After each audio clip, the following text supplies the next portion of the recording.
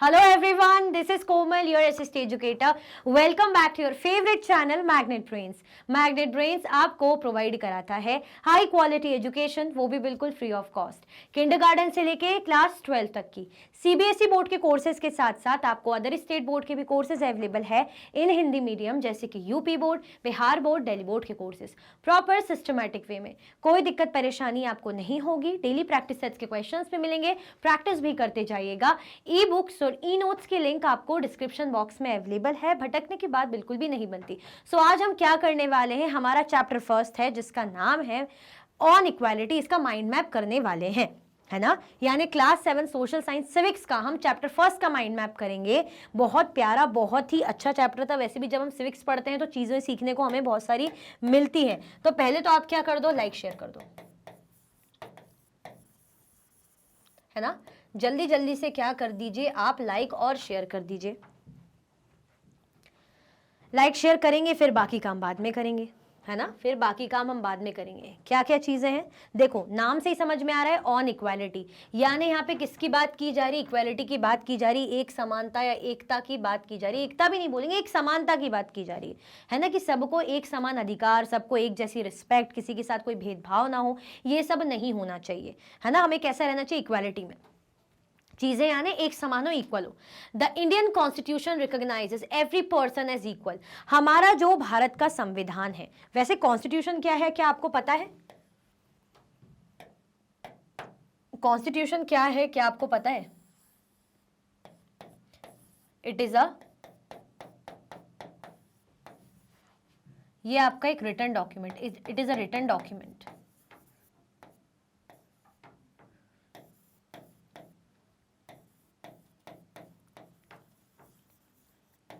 ये आपका क्या एक डॉक्यूमेंट है जो लिखित में, जो रिटर्न में है, जिसमें क्या रहेंगे, रूल्स एंड प्रिंसिपल्स मेंशन होते हैं, है ना, कि कंट्री कैसे चलनी चाहिए, लोगों को क्या रूल्स फॉलो करने चाहिए, सारी चीज़ें हमें यहाँ पे मिलती है। अब हम बात करें, जब यहाँ पे रूल्स एंड रेगुलेशन है कि कंट्री कैसे गवर्न होनी चाहिए, पीसफुल कंट्री कैसी होनी चाहिए, एक समाज, एक देश की कामना जो नागरिक करते हैं, जो देश के लोग करते हैं, वैसा देश होना चाहिए, ठीक है। तो अब जब इतनी अच्छी अच्छी चीजें, तो ऑब्वियसली ये क्या मानेगा, हर किसी को अपने सामने इक्वल मानेगा। इसको कोई मतलब नहीं कि कोई प्रधानमंत्री है, कोई बाई है, कोई मेड है, कोई डोमेस्टिक वर्कर, जो भी हम कह रहे हैं, उनको कोई लेना देना नहीं है। अगर किसी के साथ गलत हो रहा है तो उसको पूरा न्याय मिलेगा। अगर कोई गलत कर रहा है, चाहे वो प्रधानमंत्री भी गलत कर रहा हो, प्रेसिडेंट भी गलत कर रहा हो, तो उसको भी वही सजा मिलेगी जैसी सबको मिलती है, जैसा वो उस कानून के अकॉर्डिंग, उस लॉ के अकॉर्डिंग डिजर्व करता हो, ठीक है। दैट मीन्स हम किस चीज को प्रमोट करें भैया, इक्वालिटी को। यानी हमारे क्या है, देश में इक्वालिटी है। Every individual in the country, including male and female, persons from all castes, religions, tribes, educational and economic backgrounds are considered as equal.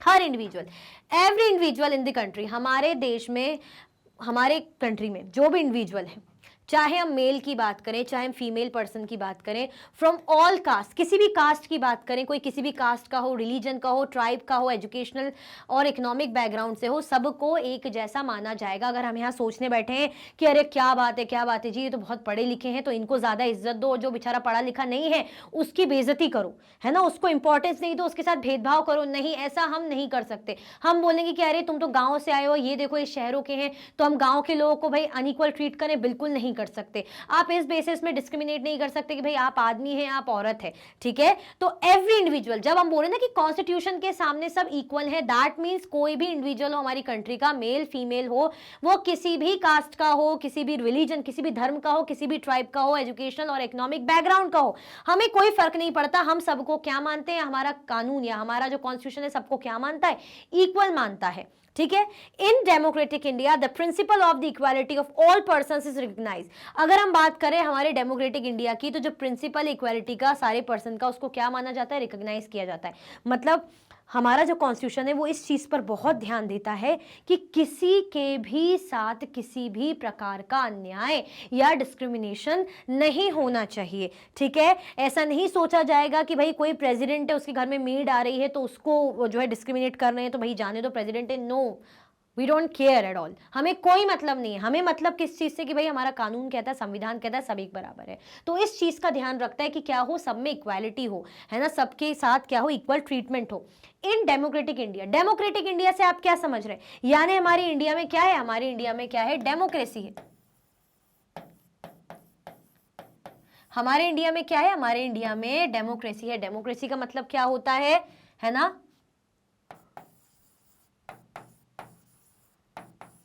Rule of the people. जब रूल किसका होता है, पीपल का होता है। पीपल का rule कैसे होगा, जनता का रूल कैसे होगा,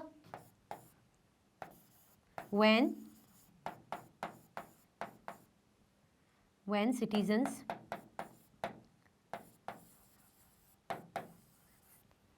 can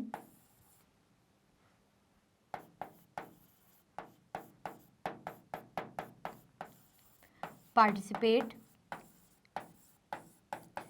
in a decision making process।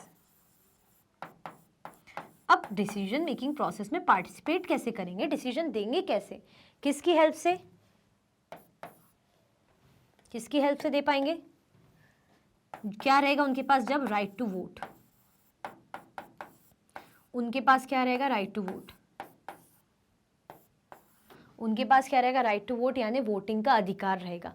ठीक है, तो ये हो जाती हमारी कंट्री कैसी, डेमोक्रेटिक। कैसी है, डेमोक्रेटिक, यानी rule of the people. Power किसके पास है, डेमोक्रेसी का मतलब ही होता है जनता के पास पावर। लोकतंत्र, जनता यानी प्रजातंत्र, प्रजा के पास जो है अधिकार। ठीक है, प्रजा कैसे अपना अधिकार दिखाएगी, कैसे अपना रोल प्ले करेगी, जब वो पार्टिसिपेट करेगी डिसीजन मेकिंग में। कैसे डिसीजन मेकिंग में पार्टिसिपेट करेगी, जब उसके पास रहेगा राइट टू वोट, यानी यूनिवर्सल एडल्ट फ्रेंचाइज। ठीक है, क्लियर हुआ। तो ये समझ में आया, इक्वालिटी के बारे में हम जान रहे हैं कि हमारा कॉन्स्टिट्यूशन तो कहता ही है भैया कि हमारे सामने, कानून के सामने हर कोई एक बराबर है। किसी के भी साथ, किसी के कास्ट के, धर्म के या ट्राइब के, एजुकेशन या रिलीजन बैकग्राउंड के, रिलीजियस बैकग्राउंड के बेसिस पे हम भेदभाव नहीं कर सकते हैं। ठीक है, आगे बढ़े। इसका स्क्रीनशॉट लेना हो, स्क्रीनशॉट ले लो।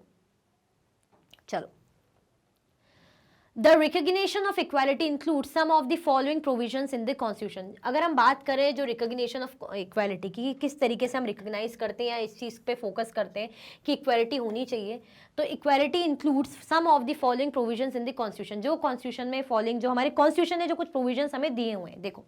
First, that every person is equal before the law। सबसे पहली बात तो यही बोली जाती है कि कोई भी person हो, हमें कोई मतलब नहीं है किस कास्ट का है, किस क्रीड का है, किस रिलीजन, कुछ भी कोई मतलब नहीं है। क्या बोला जा रहा है, कानून के सामने हर कोई एक बराबर है।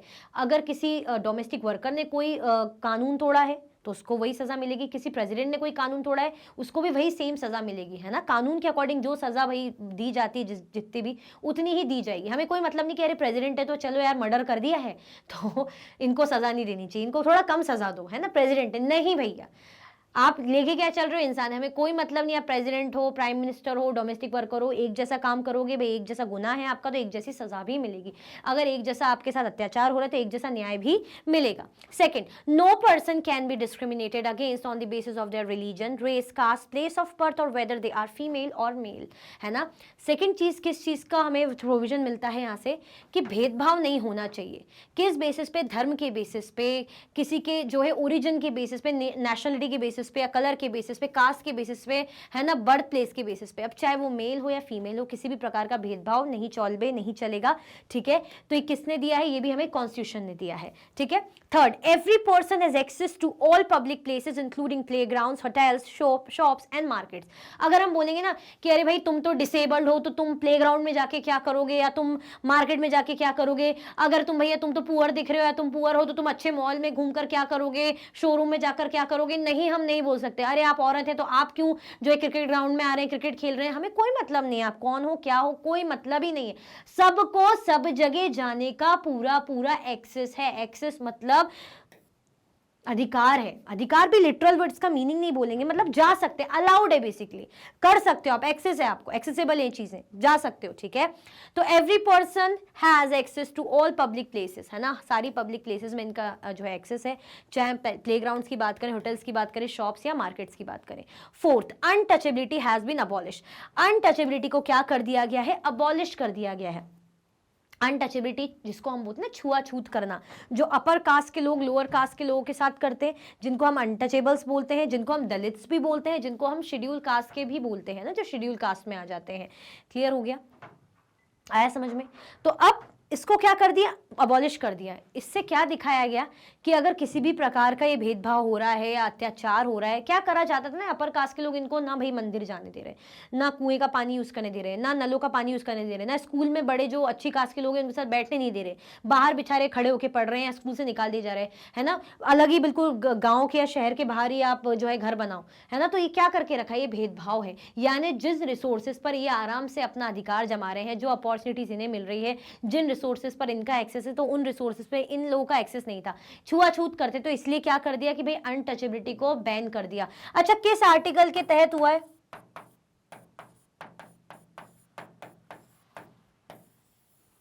आर्टिकल 17। किस आर्टिकल के अंडर हुआ है, आर्टिकल 17 के अंदर क्या कर रखा है, अनटचेबिलिटी को अबॉलिश करके रखा हुआ है। ठीक है, तो ये कौन दे रहा है, ये हमारा कॉन्स्टिट्यूशन हमें दे रहा है। क्लियर हो गया। तो ये सारी चीजें समझ में आई कि नहीं आई। तो क्या क्या, पहली चीज कि कानून के सामने हर कोई एक बराबर है। सेकंड चीज क्या है कि कोई भी पर्सन उसकी कास्ट, रिलीजन, इसके बेसिस पे उसके साथ भेदभाव नहीं हो सकता। थर्ड चीज क्या है, कोई भी कहीं भी जा सकता है, उसको बराबर एक्सेस है, चाहे वो प्लेग्राउंड्स में जाए, होटल्स में जाए, शॉप्स में जाए।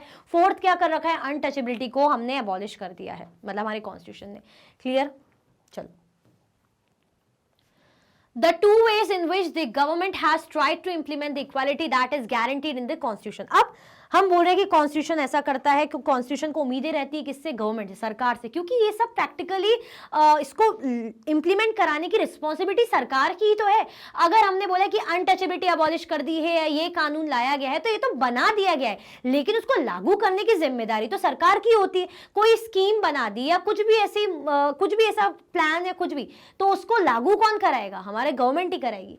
तो क्या दो तरीकों से जो है गवर्नमेंट काम करती है, फर्स्ट थ्रू लॉज, कानून के through, second through government programmes और schemes to help disadvantaged communities. पहला कानून बना के, सबसे पहले तो जो कानून बने होते हैं, है ना, कानून कैसे, जैसे भाई अनटचेबिलिटी नहीं होनी चाहिए। सेकंड चीज़ क्या हो गई, जैसे डोमेस्टिक वायलेंस का हम ले लें एग्जांपल, या हम सेक्सुअल हैरेसमेंट का एग्जांपल ले सकते हैं, और भी ऐसे एग्जांपल्स, या हम लो वेज वर्कर इनका एग्जांपल ले सकते हैं, मिनिमम वेज का। तो ये सारी चीज़ें क्या है, ये हमारे कानून बना दी गए, तो इनको इम्प्लीमेंट कराना, लागू कराने की जिम्मेदारी किस पे रहती है, गवर्नमेंट पे रहती है ना।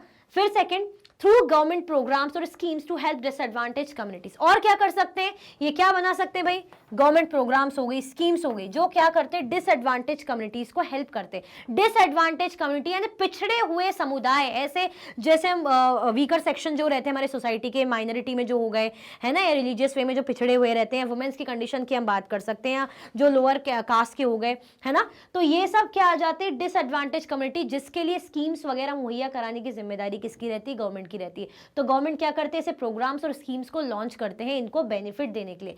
तो इन दो तरीकों से हम क्या कर सकते हैं, these are the two ways through which the government has tried to implement the equality, जिसके थ्रू हमारी गवर्नमेंट क्या करती है, इक्वालिटी को इंप्लीमेंट करती है ना, लागू करती है। कैसे, कानून बना के, सेकेंड क्या करके, स्कीम्स को लाके डिसएडवांटेज ग्रुप के लिए।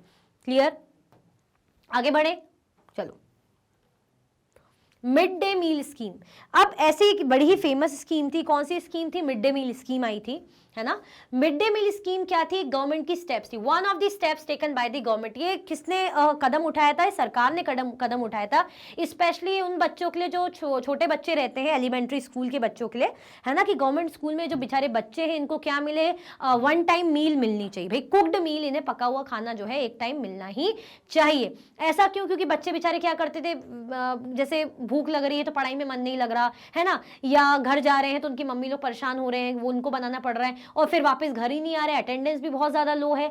तो थोड़ा सा इन चीजों से निपटने के लिए, इन चीजों को जो है सॉल्व करने के लिए भाई इनसे कैसे क्या करना है, तो mid day meal scheme launch की गई थी। Programme introduce in all government elementary school. ये प्रोग्राम कहाँ इंट्रोड्यूस करा था, सारे ही जो गवर्नमेंट एलिमेंट्री स्कूल है वहां पे इसको इंट्रोड्यूस कराया गया था। To provide children with cooked lunch. इसमें क्या था कि बच्चों को क्या प्रोवाइड किया जाएगा भाई, पका हुआ खाना, कुक्ड लंच प्रोवाइड किया जाएगा, है ना, जैसे कि अभी मैंने बताया। Tamil Nadu was the first state in India to introduce this scheme in 2001। सबसे पहला स्टेट कौन सा था, तमिलनाडु था। तमिलनाडु पहला स्टेट था जिसने स्कीम 2001 में लॉन्च की थी। क्लियर हुआ? तो ये क्या हो गया, हमारा मिड डे मील स्कीम हो गया है। आया समझ में क्यों लाया गया था? तो एक तरीके से आपको क्या समझ में आ रहा है कि वो बच्चे जो बेचारे को मील या खा नहीं पाते या स्कूल नहीं जा पाते इस कारण से, है ना, या अटेंडेंस पूरी नहीं होती, तो इन चीज़ों से निपटने के लिए स्कीम लेकर आई थी। तो ये स्कीम लाया कौन, लागू किसने करी? गवर्नमेंट नहीं करी ना, है ना। तो स्कीम के थ्रू क्या कर रहे हैं भाई, जो बच्चे हैं जो पिछड़े हुए उनको जो खाना वाना प्रोवाइड करना और भी फायदे प्रोवाइड किए जा रहे हैं। क्लियर? चलो, तो सबसे पहले कहाँ लॉन्च हुई थी, ये ध्यान में रखने की बात है। तमिलनाडु पहला सा स्टेट था जिसने स्कीम को इंट्रोड्यूस किया था, लॉन्च किया था 2001 में। फिर जो है बाकी स्टेट्स को भी सुप्रीम कोर्ट ने कहा था कि भाई विद इन 6 मंथ आप लोग भी फटाफट से ये जो स्कीम है इसको इम्प्लीमेंट करना है। ठीक है, चलो। Positive effects of mid day meal scheme. अब मिड डे मील स्कीम तो आ गई, तो इसके क्या कुछ पॉजिटिव इफेक्ट्स भी थे, कुछ अच्छे पॉजिटिव जो हम एडवांटेजेस हम कह सकते हैं। तो क्या पॉजिटिव इफेक्ट्स है? More poor children have begun enrolling and regularly attending school. यहाँ पे क्या हुआ था, ज्यादा करके जो गरीब बच्चे थे, ज्यादा से ज्यादा बच्चे अब आने लग गए थे, है ना, वो स्कूल में एनरोल कराने लग गए थे, यानी स्कूल में आने लग गए थे। एंड रेगुलरली अटेंडिंग स्कूल, और अब स्कूल भी रेगुलर अटेंड करने लग गए थे, मतलब रोज खाना मिल रहा है, उनको पता था। तो ज्यादा से ज्यादा होता है ना, कह रहे हो स्कूल में खाना मिलता है, स्पेशली गरीब फैमिली, तो उन्होंने क्या करा, इनको एनरोल कराया, स्कूल में भर्ती वगैरह कराया, है ना, एडमिशन कराया। उसके बाद ये लोग रेगुलर स्कूल भी अटेंड करने लग गए, पहले जैसे आ रहे हैं, नहीं आ रहे या चले जा रहे हैं। अटेंडेंस हैज इंप्रूव, अटेंडेंस में भी बढ़ोतरी हुई, तो ये एडवांटेजेस, फायदे हैं। This program has also help reduce caste prejudices. अब ये जो प्रोग्राम है इसने कास्ट प्रेजुडाइसेस को भी कम किया। कास्ट प्रेजुडाइसेस, सबसे पहले तो प्रेजुडाइस का मीनिंग पता होना चाहिए। तो प्रेजुडाइस का मीनिंग ये होता है कि जब हम किसी के लिए क्या करते हैं, नेगेटिव इमेज क्रिएट कर लेते हैं अपनी ही मर्जी से, तो इसे क्या बोला जाता है, प्रेजुडाइस बोला जाता है। जब हम अपनी मर्जी से किसी के लिए भी नेगेटिव इमेज बना लेते हैं, हमने ये नहीं देखा कि वो कैसा है, हमने ये नहीं देखा उसका बिहेवियर कैसा है ना, या बस एक बनी हुई है कि भाई ये लोग तो गरीब मतलब ऐसे होते हैं, बदतमीज होते हैं, या ये लोग तो बहुत ही ज्यादा मतलबी होते हैं, या ये लोग तो बहुत ज्यादा घमंडी होते हैं, या ये लोग बहुत ज्यादा आलसी होते हैं। हमने क्या कर ली, नेगेटिव इमेज बना ली, उससे बात किए बिना, उसको जाने बिना उसको जज कर लिया। बेसिकली नेगेटिव इमेज, फिक्स नहीं बोलेंगे, नेगेटिव, तो ये प्रेजुडाइज हो जाता है। तो ये जो कास्ट प्रेजुडाइसेस बनी हुई थी, अपर कास्ट, लोअर कास्ट, ये जो नेगेटिविटी, ये सब ये भी कम हुई। Dalit women have been employed to cook the meal. भाई दलित वुमेन्स को एम्प्लॉय करा गया कि आप भाई मील कुक कीजिए। अब आप ये देखिए ना कि दलित वुमेन यानी जो अपर लोअर कास्ट के होते हैं, जिन्हें हम अनटचेबल्स बोलते हैं, वो लोग आके जो है मील बना रहे, लंच बना रहे, और सारे ही बच्चे खा रहे हैं। अब बच्चे तो कहीं के भी, किसी भी कास्ट के, किसी भी धर्म के हो सकते हैं। तो एक तरीके से क्या हुआ है, कास्ट प्रेजुडाइज को खत्म कर रहा है, जो कि बहुत अच्छी बात है। The mid day meal programme also help reduce the hunger of poor students. बेचारे जो गरीब बच्चे, जो उनको एक वक्त का खाना भी बड़ी मुश्किल से मिल पाता है, तो अब वो स्कूल अटेंड कर रहे हैं, स्कूल आ रहे हैं, है ना, पढ़ भी रहे हैं और उन्हें खाना भी मिल रहा है। तो कितने सारे फायदे हमने देखे। तो ये क्या है, पॉजिटिव इफेक्ट्स है। तो क्या क्या हो गया, ज्यादा से ज्यादा गरीब बच्चों ने भाई स्कूल में एनरोलमेंट होने लग गया, स्कूल आने लग गए, एडमिशन कराया और रेगुलर अटेंड भी करने लग गए, है ना, अटेंडेंस भी इंप्रूव हुई। और इस प्रोग्राम ने किस चीज को कम करने में मदद की, कास्ट प्रेजुडाइसेस को, जो भी नेगेटिविटी बनी हुई थी धर्म वगैरह को लेके। दलित वुमेन ने क्या करा भाई, दलित वुमेन्स को मतलब एम्प्लॉय करा गया, नौकरियों पे रखा गया कि भाई आप क्या करिए, आप जो है सबके लिए खाना बनाइए। अब आप सोचिए दलित वुमेन खाना बना रही तो सभी खाएंगे, यानी इक्वालिटी को जो है प्रमोट किया गया। फिर मिड डे मील प्रोग्राम से क्या हुआ, जो स्पेशली गरीब बच्चे, उनकी हंगर भी कम हुई। ठीक है, चलो। Issues of equality in other democracies. चलो हम ये तो कहते हैं कि डेमोक्रेसी ठीक है भाई, ये जो है होनी चाहिए और है भी, लेकिन थोड़ी बहुत दिक्कतें हमें देखने को मिलती है। तो हम किसका एग्जाम्पल लेंगे, अदर कंट्री का एग्जाम्पल लेंगे, अदर डेमोक्रेसी का एग्जाम्पल लेंगे कि क्या इशू वहां हमें देखने को मिलता है। The truth is that in many democratic countries around the world, the issue of equality continues to be the key issue around which community struggle.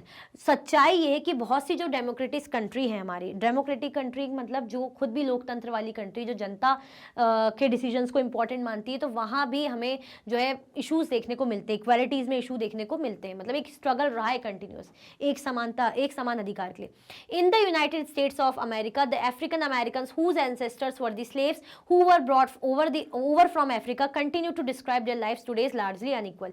अगर हम एग्जांपल देखें यूनाइटेड स्टेट्स ऑफ अमेरिका की, कि वहाँ पर जो अफ्रीकन अमेरिकन है ना, उनके जो पूर्वज आए होंगे, जिनको कभी दास बना के कंट्री में लाया गया होगा, है ना, काम कराने के लिए, तो अब उनको कैसा माना जाता है, उन अफ्रीकन्स को भाई उनको स्लेव्स ही माना जाता है, उनको डिस्क्रिमिनेट किया जाता है, उनको इन्फीरियर समझा जाता है। क्यों? क्योंकि उनके एंसेस्टर्स कभी दास बना के लाए गए थे। ठीक है, whose ancestors were the slaves who were brought over the Africa continue to describe their lives today as largely unequal। आज भी उनकी जिंदगियों को हम क्या देखते हैं भाई, उनकी जिंदगियों में भेदभाव देखते हैं जो उनके साथ होता आया है। क्यों? क्योंकि उनको उसी कैटेगरी में डाल दिया कि भाई आप लोग स्लेव कैटेगरी के हो, आप लोग तो हमारे अंडर काम करने के लिए, जो हम बोलेंगे वैसा आपको करना पड़ेगा, यानी inferior. When travelling by bus they either had to sit at the back of the bus और get up from their seat whenever a white person wish to sit. अब इनइक्वालिटी कैसे? यहाँ पे क्या हो रहा है, जब भी जैसे बस से ट्रैवल करते थे तो इन्हें कई बार क्या करना पड़ता था कि या तो पीछे बैठना होता था या तो अपनी सीट दे दी होती थी। किसको? जैसे फॉर एग्जांपल मैं अफ्रीकन अमेरिकन हूँ, मतलब मैं अफ्रीका से मेरे एंसेस्टर्स रहे, मेरा जो अफ्रीकन अमेरिकन मुझे कहा जा रहा है, तो कोई भी वाइट पर्सन यानी जो अमेरिका का नेटिव है अगर वो बस में आ रहा है, मैं बैठी हूँ, तो मुझे अपनी सीट छोड़नी पड़ेगी। हम क्यों छोड़े भाई अपनी सीट? तो आप खुद सोचना, आप भी थके आ रहे हो, आप नहीं छोड़ना चाहते, लेकिन आपको इस बेसिस पे आपको अपनी सीट छोड़नी पड़ रही है। क्यों? क्योंकि आप अफ्रीकन अमेरिकन है। तो यानी क्लियरली क्या है, क्लियर कट तरीके से डिस्क्रिमिनेशन हो रहा है, इनइक्वालिटी हो रही है। आपको कैसा ट्रीट किया जा रहा है? अनइक्वल ट्रीट किया जा रहा है। क्लियर हुआ? तो ये तरीके से हमें जो है यूएसए में भी ये भेदभाव देखने को मिला। तो हम देख रहे हैं अदर डेमोक्रेसी का एग्जांपल, हमारे यहाँ तो हम लेते हैं, देखते हैं एग्जांपल, लेकिन अदर डेमोक्रेसी में भी यूएसए का एग्जांपल देखें तो भेदभाव या इनइक्वालिटी होती ही है। सिविल राइट्स मूवमेंट, अब एक मूवमेंट आया था सिविल राइट्स मूवमेंट। ऐसे एक केस हुआ था रोसा पार्क का 1913 to 2005। ये क्या थी? एक अफ्रीकन अमेरिकन वुमेन थी। Tired from a long day at work she refuse to give up her seat on a bus to a white man on 1 दिसंबर 1955। भाई ये अपने जो है अफ्रीकन अमेरिकन ही थी। अब बस से आ रही होंगी, थकी आ रही है ना ऑफिस से काम करके, अब इनको अपनी सीट क्या करनी पड़ी? व्हाइट मैन को ऐसे बोला गया कि भाई, वो आ गया होगा कि भाई मुझे अपनी सीट दो क्या, हटना ही पड़ता था, ये रूल एक बना दिया था, है ना। क्यों? क्योंकि इनको इंफीरियर ट्रीट किया जाता था, अनइक्वल ट्रीट किया जाता था कि भैया सीट छोड़ो अपनी, क्योंकि हम आ गए तो अपनी सीट छोड़ो। अब उसने क्या कर दिया? गुस्सा आया उसको, क्या हो गया? तो उसने क्या मना कर दिया, मैं अपनी सीट नहीं दूंगी। तो एक तरीके से एक जो रूल बना हुआ था कि व्हाइट पर्सन जो रहेंगे उनको आपको सीट देनी है, उठना ही पड़ेगा, और आपने रिफ्यूज कर दिया, दैट मीन्स ये तो बहुत बड़ा काम कर दिया आपने, है ना, यानी जो रूल्स है उसको तोड़ दिया। ठीक है, तो उसने अपनी सीट देने से मना कर दिया व्हाइट मैन को। कब? 1 दिसंबर 1955 में। Her refusal that day started a huge agitation against the unequal way in which African Americans were treated and which came to be known as the civil rights movement. जिस दिन उन्होंने मना करा तो उनका ये रिफ्यूजल क्या माना गया, इसके कारण बहुत गुस्सा फैल गया लोगों के दिलों में, है ना। तो अफ्रीकन अमेरिकन बहुत ज्यादा, मतलब एक था ना उसके मन में भी गुस्सा हो कि जैसा हमारे साथ भेदभाव होता है वो नहीं चलेगा, उसने मना कर दिया। अब जब उसने मना कर दिया तो अमेरिकन लोग शांत रहते क्या? गुस्सा आ गया, मामला बहुत ज्यादा बढ़ गया। ठीक है, and which came to be known as civil rights movement. अब एक मूवमेंट ही क्रिएट हो गया, है ना, कि भाई एक आंदोलन सही हो गया जिसको क्या बोला गया? सिविल राइट्स मूवमेंट, है ना। क्या नाम दिया गया? सिविल राइट्स मूवमेंट शुरू हो गया था जब से रोजा पार्क ने सीट देने से मना करा, मामला बढ़ता गया आग की तरह फैल गया, है ना। तो एक मूवमेंट क्रिएट हो गया जिसे सिविल राइट्स मूवमेंट कहा जाता है। The civil rights act of 1964 prohibited discrimination on the basis of race, religion और नेशनल ओरिजिन। अब क्या हुआ? ये तो मूवमेंट बन गया, लेकिन एक कानून जो प्रॉपर लॉ कब बना? एक एक्ट आया था सिविल राइट्स एक्ट 1964 में, जिसने क्लियर क्या कर दिया था? प्रोहिबिट कर दिया था कि रेस के बेसिस पे, रिलीजन के बेसिस पे या नेशनल ओरिजिन के बेसिस पे किसी के भी साथ किसी भी प्रकार का भेदभाव नहीं होना चाहिए। तो ये क्या है? आपका सिविल राइट्स मूवमेंट। तो ये किस चीज को दर्शा रहा है कि कैसे भाई दूसरी डेमोक्रेटिक कंट्रीज में भी इनइक्वालिटी होती है, अनइक्वल ट्रीट किया जाता है। इवन इसके बाद भी हमें देखने को मिला कि भाई बेचारे जो अफ्रीकन अमेरिकन बच्चे थे उनके स्कूल्स अलग रहते थे, वो लोग गवर्नमेंट स्कूल्स में पढ़ते थे, है ना, और वहां पे ना ढंग के टीचर ना प्रॉपर फैसिलिटीज। लेकिन ये लोग जिन स्कूल्स में पढ़ते थे, व्हाइट पीपल प्राइवेट स्कूल्स में पढ़ते थे, वहां पे प्रॉपर फैसिलिटीज और बहुत अच्छी हाई क्लास टीचर्स, बढ़िया। और अगर मान लो लोग गवर्नमेंट में भी पढ़ रहे हैं तो वो गवर्नमेंट स्कूल भी बहुत ही अच्छी क्वालिटी का, बहुत अच्छे टीचर्स, बहुत अच्छी जो है उसमें एजुकेशन मिलती थी। तो एक तरीके से क्या है, ये भेदभाव है ना। लेकिन इस चीज को खत्म किया गया कि अब सारे बच्चे एक ही स्कूल में जाएंगे, हमें कोई मतलब नहीं कि अफ्रीकन अमेरिकन है तो अलग स्कूल में जा रहे हैं, नहीं, ऐसा नहीं होना चाहिए। तो मूवमेंट तो हुआ, लेकिन धीरे धीरे चीजें बनने में, कानून या एक्ट बनने में तो टाइम लगा ना। तो 1964 को फाइनली इस ईयर इस एक्ट को पास किया गया, जो क्या प्रोहिबिट करता है किसी भी प्रकार का भेदभाव कलर, कास्ट या हम बोल सकते रेस या नेशनल ओरिजिन के बेसिस पे, रिलीजन के बेसिस पे।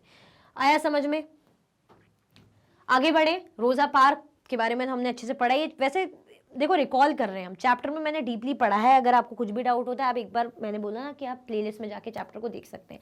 लास्ट टॉपिक हमारा क्या है? Challenge of democracy. डेमोक्रेसी को क्या चैलेंज है, क्या चीजें हमें देखने को मिलती है? No country can be describe as being completely democratic. भाई कोई भी कंट्री हो, कोई भी देश हो, हम ऐसा कह ही नहीं सकते कि अरे वाह जी वाह ये पूरा ही डेमोक्रेटिक कंट्री है ना, इस कंट्री में democracy. No, we can not say that, है ही नहीं। कहीं ना कहीं कुछ ना कुछ लोचा हम बोल सकते हैं, दिक्कत है ही, लैक करते ही। 100% कुछ भी नहीं होता, 100% ना कुछ अच्छा होता है, ना 100% कुछ बुरा होता है। There are always communities and individual try to expand the idea of democracy and push for a greater recognition of equality on existing as well as new issues. भाई हमेशा यहाँ पे ऐसी कम्युनिटीज या इंडिविजुअल्स हमें देखने को मिलेंगे जो ऐसे आइडियाज जो डेमोक्रेसी के है ना उसको फैलाना चाहेंगे, एक्सपांड करना चाहेंगे and push for greater recognition. वो चाहेंगे कि भैया हमें भी रिकॉग्निशन मिले, हमें भी लोग जाने, हमें भी वो रिस्पेक्ट, वो इज्जत मिले। ठीक है, क्लियर हुआ? चाहे नए इश्यूज पे आके बोले या पुराने जो बने हुए इश्यूज हैं, तो चैलेंज तो देखने को मिलता ही है। ठीक है, तो हमने क्या देखा, इक्वालिटी क्या होती है, हमारा कॉन्स्टिट्यूशन क्या देता है इक्वालिटी में, किन चीज़ों से गवर्नमेंट इक्वालिटी के लिए काम करती है, अदर डेमोक्रेसीज में क्या क्या इशू होते हैं वो भी हमने देखे, और चैलेंज क्या क्या है ये भी हमने समझा। ठीक है, क्लियर हुआ? तो इसी के साथ हमारे फर्स्ट चैप्टर का माइंड मैप एंड होता है। ज़्यादा से ज़्यादा शेयर करो, ज़्यादा से ज़्यादा लाइक करो और कमेंट करो। ठीक है, इसी के साथ ही वीडियो एंड होती है। अगर आप और भी वीडियो के लेक्चर्स देखना चाहते हैं, मैग्नेट ब्रेन्स के यूट्यूब चैनल, एप्लीकेशन, वेबसाइट पे देख सकते हैं। ई नोट्स और ई बुक्स के लिंक आपको डिस्क्रिप्शन बॉक्स में अवेलेबल है।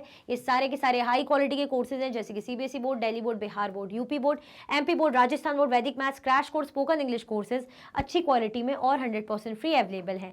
आप हमें सारे के सारे प्लेटफॉर्म पर भी फॉलो कर सकते हैं, जैसे कि यूट्यूब है, फेसबुक है, इंस्टाग्राम, एक्स और व्हाट्सअप। लाइक शेयर सब्सक्राइब करना बिल्कुल भी ना भूलें। अपना ख्याल रखें। Thank you so much for watching.